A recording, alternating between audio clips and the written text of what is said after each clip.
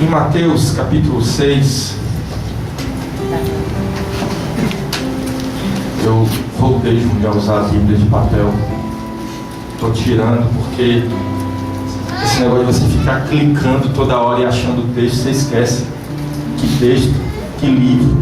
Comecei a ficar desesperado, falei, vou voltar para minha velha Bíblia de papel para eu não ficar mais enferrujado. Abra a sua Bíblia em Mateus 6. Eu botei o seu microfone para eu ficar fazendo manusear. Mateus 6 diz o seguinte, versículo 5: Quando orares, não seja como os hipócritas, pois gostam de orar em pé nas sinagogas e nas esquinas, nas ruas, para serem vistos pelos homens. Em verdade vos digo que já receberam a sua recompensa. Mas tu, quando orares, entra no teu aposento e, fechando a tua porta, ora ao teu Pai que está em secreto, e teu Pai que está em secreto, secretamente te recompensará. E orando, não useis de vãs repetições, como os gentios, que pensam que por muito falar serão ouvidos. Não vos assemelheis a eles, pois vosso Pai sabe do que necessitais antes de lhe pedirdes. Esse texto parece um texto sobre como orar e aonde orar, e parece não ter a ver com o que a gente está falando aqui até agora. Mas esse texto me faz refletir a respeito de uma conduta que a gente acaba tendo ao longo da nossa vida cristã, que nos faz nos perdermos. Talvez quando você ouça esse texto, você diga assim, não, eu não sou aquele fariseu que levanta em orações longas e rebuscadas e quer chamar atenção. Eu nem gosto de orar em público, eu fico com medo na hora que manda eu orar. Não, eu não sou esse não. Eu não sou esse que acha que pelo muito falar eu vou ser ouvido.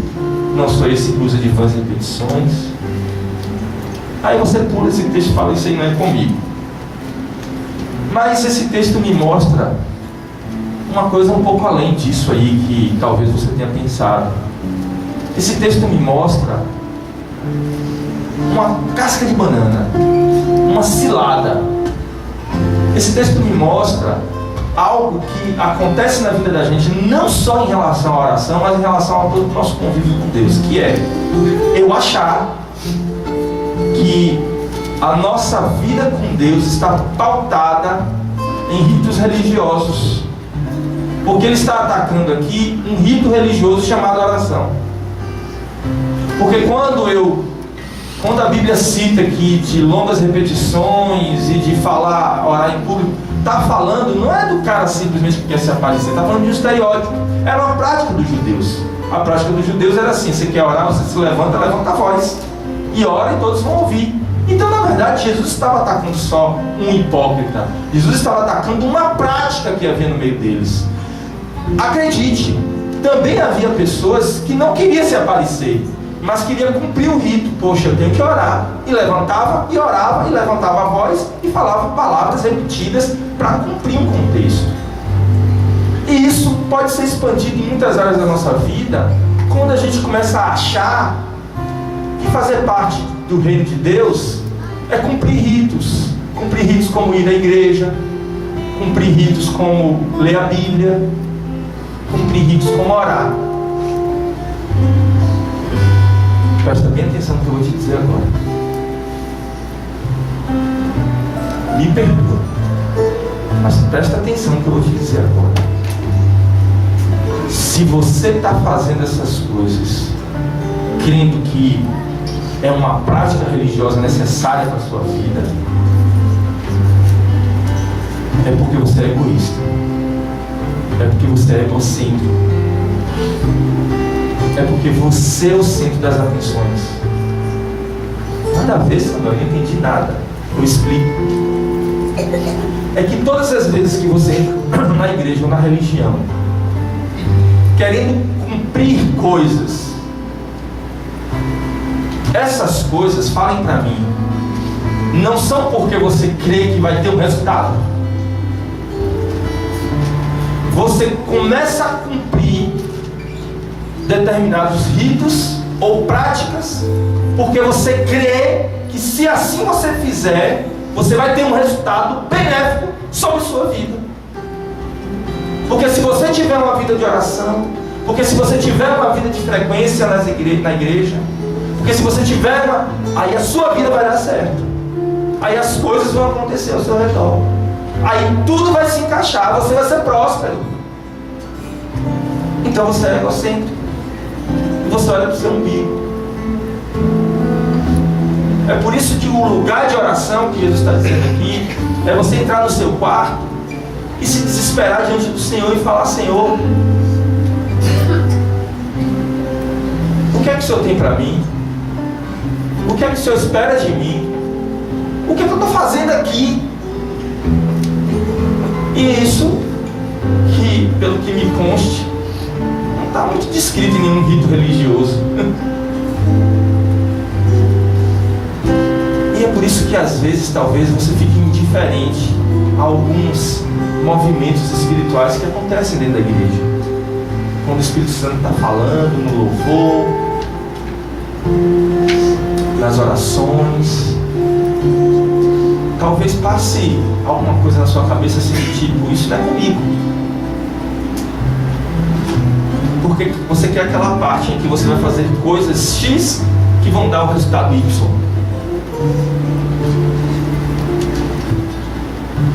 O Senhor está nos chamando para um momento diferente na vida da gente. Amém? O Senhor está nos chamando para nós entrarmos no nosso quarto muito mais para saber o que Ele quer de nós do que para você dizer o que você quer dele. Amém? Amém? Amém? Amém? Eu sei que você tem um monte de coisas que você precisa, respostas que Deus parece que não quer te dar.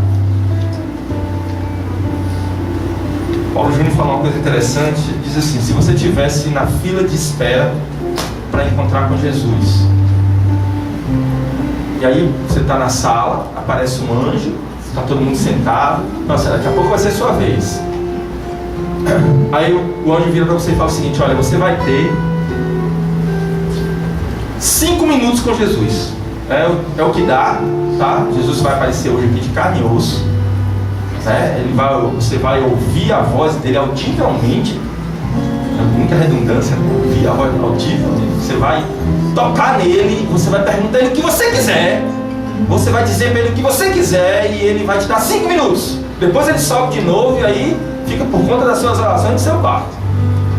Mas durante 5 minutos você vai ter com Jesus. E aí ele te entrega um bloquinho e uma caneta.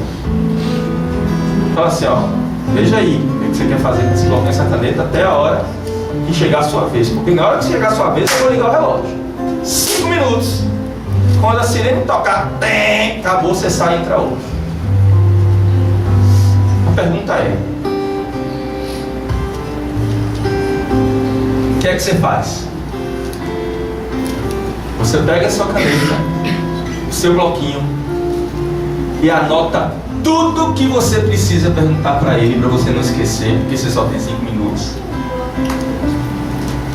E começa: não posso esquecer de falar daquele negócio que eu estava orando pelo aquele dia. Não, e aquela dúvida? Não, e aquela casa que eu pedi para ele? Não, e aquele negócio, aquela promoção, aquele emprego? Aí você começa: não posso esquecer.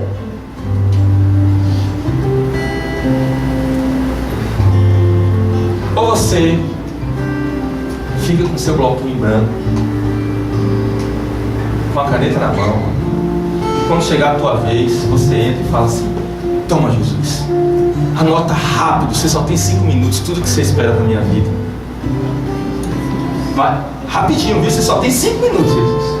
Bota tudo aí que você quer de mim, que você espera de mim, que você quer que eu faça. O que é? Não se assuste com você, não. Fecha seus olhos agora, só um pouquinho. Fecha seus olhos. Não se assuste com você não. Se você, na hora que eu comecei a contar essa historinha, você já começou a anotar o blog na sua mente, e aí quando eu dei esse desfecho você ficou meio impactado, não fique triste com você não. Não fique assustado não. Nós somos assim mesmo. Nós somos assim mesmo. Nós somos eu o tempo inteiro. Mas com os olhos fechados agora, você pode pedir perdão ao Senhor e dizer assim: Senhor, eu estou descontextualizado. Eu quero ouvir o que o Senhor tem para mim. Eu quero ouvir, Senhor, o que o Senhor quer de mim. Eu quero ouvir, Jesus, o que é que para o Senhor é melhor para a minha vida. Eu não quero te dizer o que é melhor para a minha vida, Jesus. Eu quero ouvir do Senhor o que é melhor para a minha vida. É o Senhor quem sabe. O que é que está acontecendo nesse mundo espiritual que eu não estou vendo, Jesus? O que é que está acontecendo no meio da igreja que eu não estou participando, Jesus?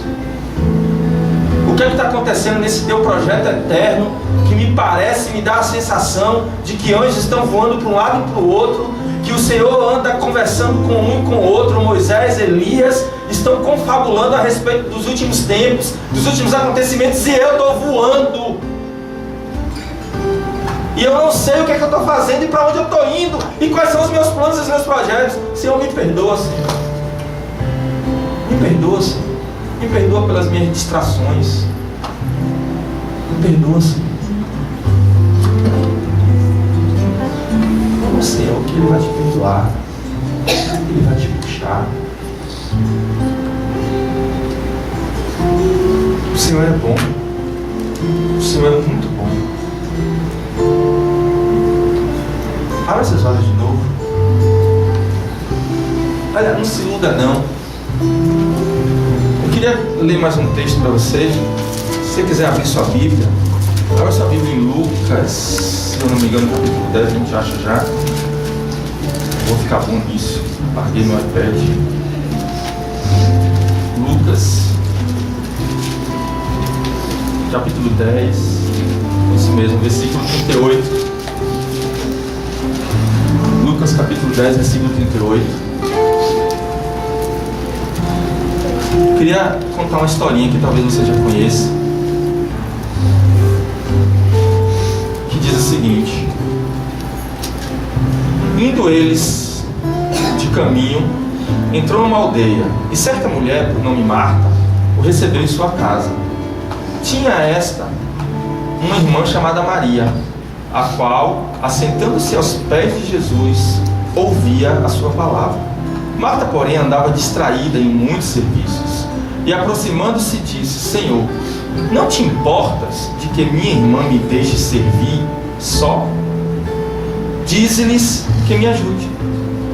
Respondeu-lhe Jesus: Marta, Marta, estás ansiosa e preocupada com muitas coisas, mas só uma é necessária.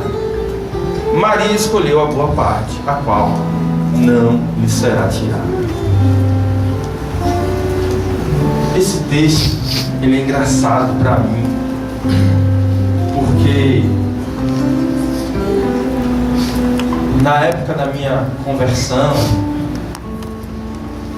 década de 90, meu Deus, a gente já fala década de 90. Na minha conversão, século passado, na minha conversão, era fácil encarar esse texto. Sabe por quê? Porque a gente fazia duas representações, Marta e Maria. Marta era aquela pessoa que estava nem aí para nada do Senhor, e Maria estava buscando as coisas do Senhor. Quantas vezes eu ouvi pastores pregar sobre isso, dizer: você é Marta ou você é Maria?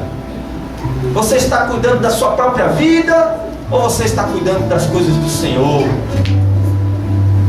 E era quase que separando quem era crente e quem não era, quem era de Jesus e quem não era. Era quase isso.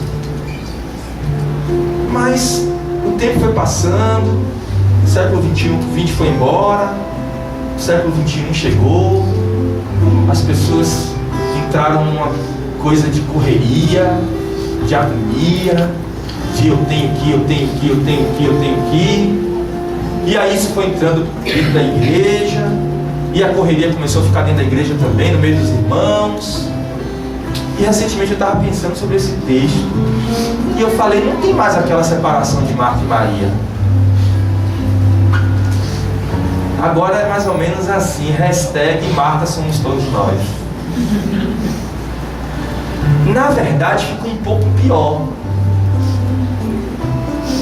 Porque a gente ficou bipolar. A gente ficou bipolar. A gente ficou meio que Marta e Maria brigando dentro da cabeça da gente o tempo inteiro. A gente ficou meio assim, eu tenho que cuidar da minha vida, eu tenho que ter os meus sonhos realizados, eu tenho que cuidar dos meus projetos pessoais, mas eu não posso esquecer de Maria. Eu não posso esquecer das coisas do reino. Eu não posso esquecer. Mas aí você fica naquele conflito. E aí daqui a pouco tá Maria de um lado e Marta do outro, e as duas estão brigando, cansando a porrada aqui dentro da sua cabeça, e você tá sem saber o que fazer nem para onde ir. E aí sabe o que você faz? Você se adapta. Marta e Maria começam a se abraçar e dizer, vamos caminhar juntas? E aí você faz o seguinte, você começa a fazer as coisas do reino de forma superficial. Você fala assim, Jesus, fica sentadinho aí, daqui a pouco eu volto. E começa a fazer suas coisas. Você está aí ainda, Jesus? Sim, fala aí 5 minutos. Melhor, eu já anotei que está tudo aqui no bloquinho de nota. Toma, aí volta. Lê aí, daqui a pouco você me diz. E a gente vai adaptando. E vai adaptando. E daqui a pouco eu vou te falar. Você está pior do que aquela Marta lá Porque Marta virou para Jesus e falou assim, Jesus, você não se importa que eu fique fazendo as coisas aqui sozinha? E Maria fica aí parada, sentada nos teus pés sem fazer nada? Manda ela me ajudar. Você sabe que hoje, século XXI, está um pouco melhor? Ou pior? A gente está falando assim, Jesus, você não se importa de ficar aí parado, sentado sem fazer nada, não? Vem pra cá me ajudar. Eu estou precisando de tanta coisa aqui, o senhor está aí sem me responder, sentado no seu alto trono. Eu sei que você não fala assim, mas presta atenção, espremendo um pouco, vai ser quase isso. Por que o senhor não me responde? Por que o senhor não atende as minhas demandas? Aquele problema, o senhor me esqueceu. Quer dizer, o senhor já pulou Maria e falou assim, agora é o senhor que tem que me ajudar. Não é mais eu que vou até o senhor tem que vir até mim. Os meus projetos, Jesus, quando vão nascer? As minhas coisas, quando vão acontecer? Aquilo que eu preciso, Jesus, o senhor não está me ouvindo, Senhor. Eu fico imaginando Jesus, eu falo assim, meu Deus, Jesus, né? Meu Deus, o que aconteceu com esse povo? Eu ainda tinha uma que estava nos meus pés, e aí eu dizia, deixa ela aqui, agora ela já foi, estou levando eu também. A gente precisa parar, irmãos. Você precisa parar. Você precisa desacelerar. Você precisa todos os dias entrar no seu quarto, nem que seja 1 hora. É isso mesmo que eu estou dizendo. Você precisa entrar no seu quarto todos os dias, nem que seja 1 hora, no mínimo 1 hora, para se colocar na presença do Senhor e perguntar ao Senhor o que Ele quer de você. Amém. Você precisa, meu irmão. Sabe, cuidado com essa agonia, cuidado com essa correria, cuidado com esse eu inflamado. Você precisa. Eu vou fazer uma pergunta para você. Aguenta só um pouquinho, tá? Você vai almoçar ainda hoje, tá? Aguenta só um pouquinho. Eu quero fazer uma pergunta para você. Eu sou pastor de igreja. Eu ouço vocês. Irmãos, eu estou pregando para mim. Acredite, eu fiquei com esse conflito esta semana. Conversei com minha esposa ainda. Eu estou falando isso que eu falei domingo passado e vou repetir. Às vezes, as pessoas ficam achando que eu fico aqui no púlpito dando recado. Eu não dou recado no púlpito, isso é feio. Eu aprendi desde pequenininho que isso era falta de educação. Como é que a gente estava falando outro dia lá? Era oração direcionada, pregação direcionada e não sei o que mais lá direcionado. Até louvor direcionado tem. A pessoa está cantando um louvor lá e diz assim, quebra, Senhor, orgulho. Eu fala, Deus. Não, eu não dou recado em público. Se eu quiser falar alguma coisa com você, eu vou te chamar e vou te falar o que eu acho que está precisando mudar na sua vida. Aqui eu falo das coisas da vida. Acontece que as coisas que acontecem na sua vida são as que acontecem na minha. E aí a gente se identifica. Eu falei domingo passado que a gente, às vezes a pessoa chega aqui e vem pela primeira vez e fala assim, procura e fala assim: pastor, essa palavra foi toda para mim do começo ao fim, foi Deus. Foi Deus que me trouxe essa palavra. O Senhor você pegou sua boca para falar comigo. Foi, meu irmão, foi. Cada palavra, parece que o Senhor me conhecia.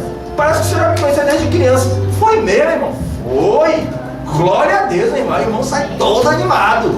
Aí o irmão começa a congregar, a frequentar, começa a conhecer. Aí a gente vai pro gabinete, ele me conta a vida dele. Aí ele conta os problemas com a esposa, ele conta os problemas com os filhos, com o trabalho e tal. Aí um ano depois, o pastor está aqui pregando. Aí acontece a mesma coisa. Ele fala assim: esse pastor é safado. Eu conto minha vida para ele e ele fica aí agora no púlpito me dando indireta. Meu irmão, por que antes era de Deus, agora não é mais? Eu não faço isso. Eu estou falando das minhas mazelas, que eu tenho certeza que são as mazelas de vocês. Várias pessoas chegam para mim e dizem assim: eu não consigo ler a Bíblia. Não consigo ler. Não consigo, eu tento e não consigo. Já aconteceu isso comigo também, quando era novo convertido. Ficava tentando ali. Mas eu quero fazer uma pergunta para você. Um autor de livro famoso lançou uma campanha. Ele quer escrever o último livro dele. Na verdade, ele já escreveu. Está todo digitado no computador. E antes de lançar para o mundo, ele quer que seja o maior best-seller de todos. E ele quer fazer uma coisa diferente que nenhum autor fez até hoje. Ele faz o seguinte: eu vou selecionar 10 pessoas no mundo inteiro. E eu vou... 10 não. São quantos países no mundo? Pela ONU são 170 alguma coisa, não lembro. Ele vai pegar um de cada país. Ele seleciona... O cara é bilionário. Não, vamos botar ele em trilionário. Aí ele quer selecionar uma pessoa de cada país para ler o livro dele antecipadamente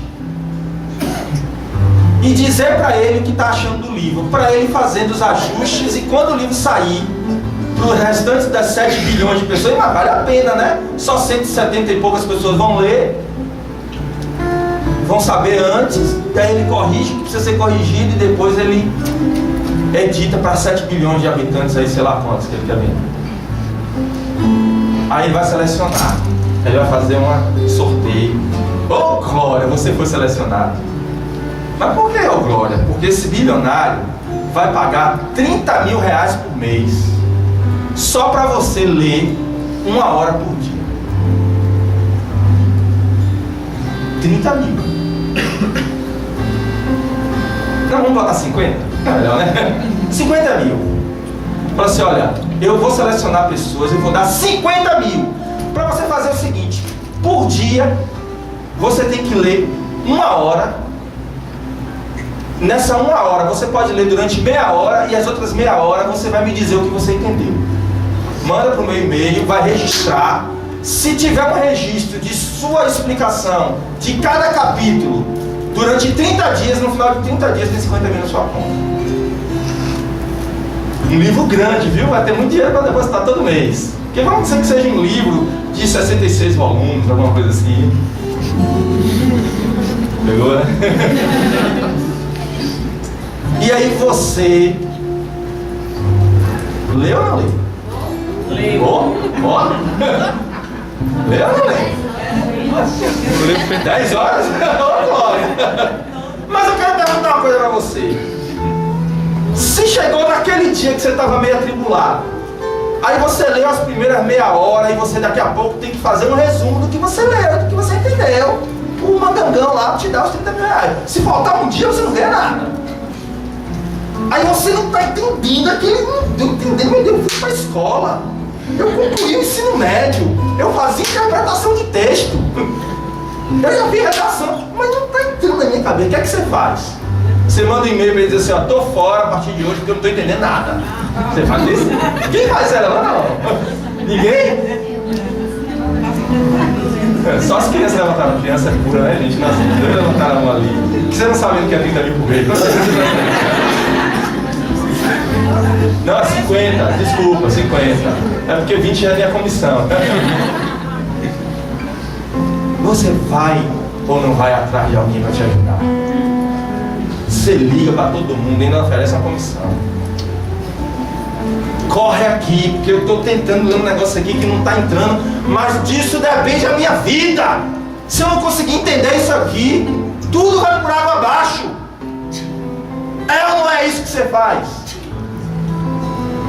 E por que isso aqui para você parece que não é a mesma coisa? Por que parece que para ler isso aqui você está pagando 30 mil? Por que o interesse não é o mesmo? Eu não quero colocar peso. Eu quero te fazer despertar. Eu não quero que você saia daqui hoje triste porque você não está conseguindo. Eu quero que você saia daqui hoje refletindo em por que eu não estou conseguindo. Amém? Amém.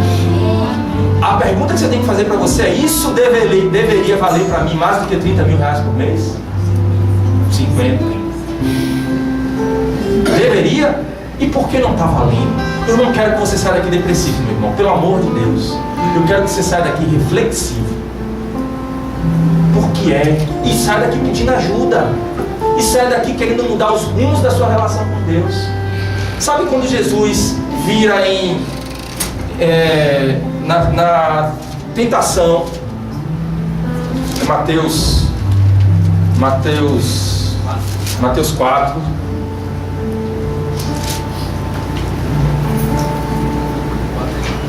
Mateus 4. Tá? Era você sabia do que eu ia falar. Então, Mateus 4:1. Então Jesus foi levado pelo Espírito Santo, pelo Espírito ao deserto, para ser tentado pelo diabo. Depois de jejuar por 40 dias e 40 noites, teve fome. O tentador chegou-se a ele e disse: se tu és o Filho de Deus, manda que estas pedras se transformem em pães. Respondeu Jesus: está escrito, não só de pão vive o homem, mas de toda palavra que procede da boca de Deus. Você sabe o que é que a gente entende desse texto na maioria das vezes? Eu preciso de comida para sobreviver. De pão. Preciso. Mas nem só disso eu vivo, né? Eu também vivo da palavra de Deus. Eu também posso comer da palavra de Deus, né? Eu não vivo só de pão, eu também posso ler. Eu entendo diferente.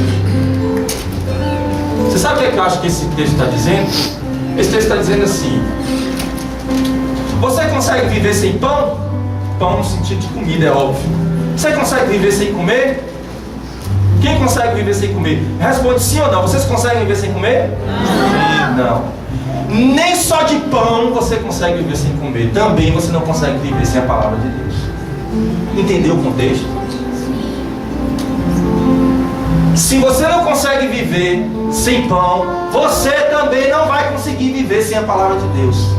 Porque você vai morrer.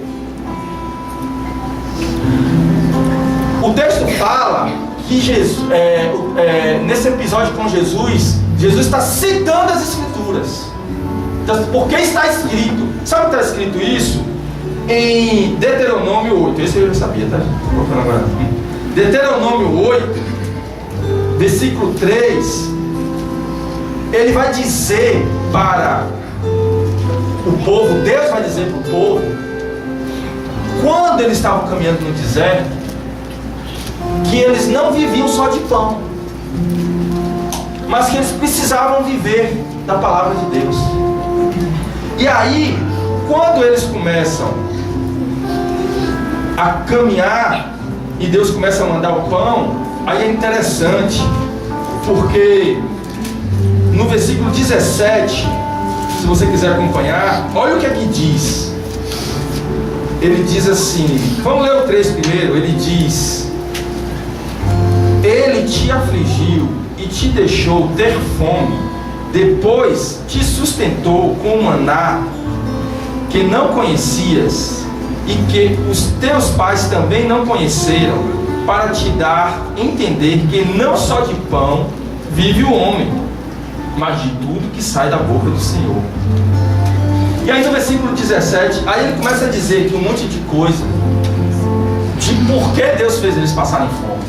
E no 17 olha o que ele diz: não digas no teu coração, volta no 16.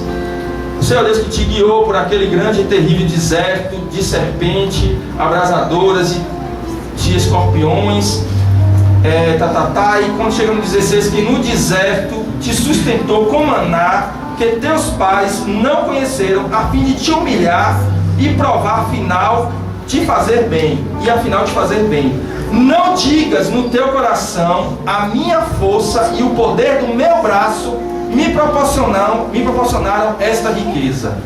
Antes te lembrarás de que o Senhor teu Deus é que te dá força para adquirires riquezas, confirmando a aliança que jurou aos teus pais, como hoje se vê. Sabe o que Jesus está dizendo? Sabe o que o texto está dizendo? Ele está dizendo que Deus te deu fome para que você se lembrasse que nem só de pão vive o homem, mas de toda a palavra que procede da boca de Deus, para que você não ache que tudo que você tem foi conquistado pelo teu braço, que é o que te leva para a correria, que é o que te faz não ter tempo para Deus. Porque se o teu braço não estiver trabalhando, você vai viver de quê? E Jesus está falando para você hoje: se lembre que quem te sustenta sou eu. Amém. Eu que dou o pão, eu que tiro o pão, se precisar. Então, tire uma hora por dia, entra no teu quarto, ainda que o mundo caia, ainda que as suas coisas se atrasem, se coloca nos pés do Senhor e fala: Senhor, fala comigo. Eu vou dar um exercício para vocês agora para finalizar. Eu sei que você vai me dizer: Samuel, eu já tentei fazer isso. Eu já tentei fazer isso, e quando eu chego lá, a minha mente dispersa, a minha mente voa, eu fico pensando em mil coisas. Irmão, vou dar uma dica para você: consagre uma hora do seu dia a Jesus. Consagre. Entre num lugar, e se você não conseguir ler, e se você não conseguir orar, não faça mais nada. Deixa sua mente voar. Deixa sua mente pensar nos seus problemas. Não pegue no celular, desligue. Não ligue a TV. Não deixe ninguém te incomodar. E fique uma hora parado. Samuel, eu fiquei uma hora, não consegui orar, não consegui ler a Bíblia, mas fiquei uma hora. Faça esse exercício. Não saia de lá. Quando terminar uma hora: Senhor, eu não consegui me concentrar, mas eu ofereci o meu corpo em sacrifício vivo. Romanos 12. Eu estou aqui. Amém. E faça o segundo dia, e faça o terceiro dia, e tente. Paulo diz: ofereça o seu corpo em sacrifício vivo. O que é sacrifício vivo? Não é você pegar um altar, botar fogo, botar você lá em cima, não. Sacrifício vivo é você sacrificar aquilo que o seu corpo quer fazer. O seu corpo queria fazer outra coisa. Você fala: epa, volta. Você vai ficar aqui. Vai ficar aqui. Ah, mas eu não estou conseguindo. Vai ficar. Quem manda em você sou eu. Fica aqui. Consagre uma hora do seu dia para o Senhor. Eu desafio você: consagre. Diga: esse horário é do Senhor. Eu tenho 24 horas. Não, agora só tenho 23. Porque uma hora é do Senhor. Uma hora, chova ou faça sol, eu não vou sair do meu quarto, ou de qualquer outro lugar que você acha que seja mais tranquilo. Eu vou ficar ali. Todos os dias, eu te garanto, se você ficar ali tentando, nem que você fique 5 minutos nas primeiras vezes, só 5 minutos você fale a palavra de Deus. Só 5 minutos você diga: Senhor, me ajuda. Só 5 minutos você diga: Senhor, eu preciso que o Senhor me ajude. Você vai 5, você vai 10, uma hora, você não vai mais saber o que é seu dia e o que é o dia do Senhor. Tudo vai estar junto. Amém. Eu garanto a você. Eu garanto a você. Busque, irmãos. Busque. Faça uma prova. É muito uma hora do seu dia para Deus. É muito. É isso, é. É raro demais, é precioso demais, é caro demais. Uma hora para você orar, para você ler, para você louvar o Senhor é muito. Uma hora. Faça esse compromisso com Deus. Eu desafio você. Sua vida vai mudar. Seus olhos vão se abrir. Você vai se contextualizar. O Senhor vai começar a compartilhar com você as coisas que estão no coração dele. Amém? Você crê nisso? Vamos ficar de pé.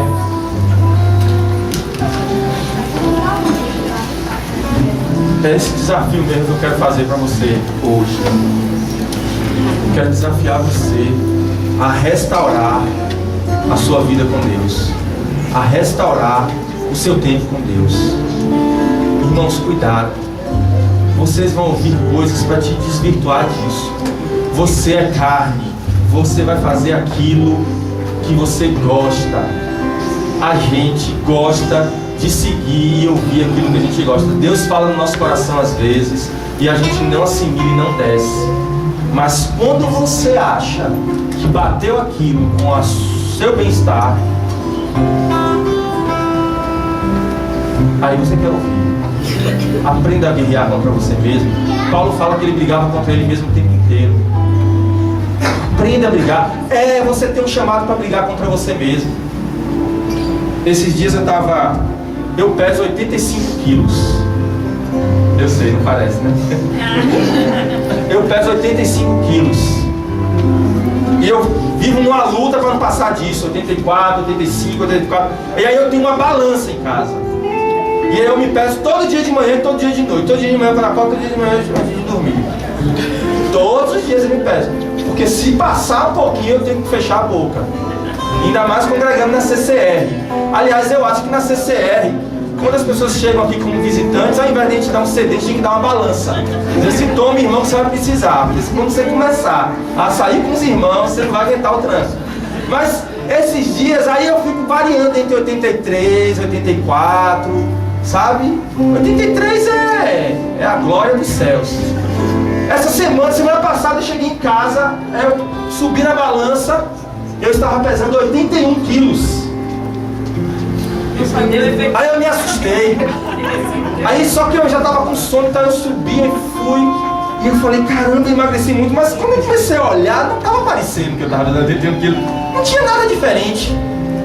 E aí aconteceu uma coisa engraçada, irmãos. Olha que coisa interessante. Aí eu falei assim, essa balança deve estar com defeito. Aí eu falei assim, eu vou lá testar de novo. Eu falei, não, eu vou dormir hoje com 81 quilos. Hoje eu vou dormir mais leve. Não, eu acho que deve ser. Aí eu comecei a pensar, não, realmente essa semana eu não comi pão. Aí eu não saí com os irmãos, tá? Aí eu falei assim, deve ser. Aí, engraçado, é óbvio que eu não estava pesando 81 quilos, mas a minha mente estava começando a querer me convencer disso. Aí eu deitei na cama e eu falei assim, realmente, você tá lembrado que essa semana... Aí eu falei assim, não, eu não vou me pesar, não é isso mesmo, eu tô pesando 81. Você vai ver, amanhã eu vou me pesar com 80, porque quando a gente dorme diminui um pouco, né? Aí eu falei, rapaz, era uma coisa assim, minha mente tentando me convencer, incrível. Minha mente tentando me convencer, não, você não tá pesado, não. Foi, claro, você conseguiu, cara, olha aí, valeu a pena, valeu a pena. Aí teve uma hora que eu falei assim, eu tô querendo enganar quem? Eu falei, eu vou lá. Aí levantei. Aí meti o pé na balança de novo. Aí apareceu, bateria fraca. Mas o que eu tô tentando mostrar pra vocês é que a gente sabe que é mentira. Mas quando a gente ouve aquilo que a gente gosta e que agrada, a gente quer. A gente quer. A gente se convence. A gente convence a todos que estão ao nosso redor. Cuidado com o que você gosta, irmão. Lute contra você mesmo o tempo inteiro.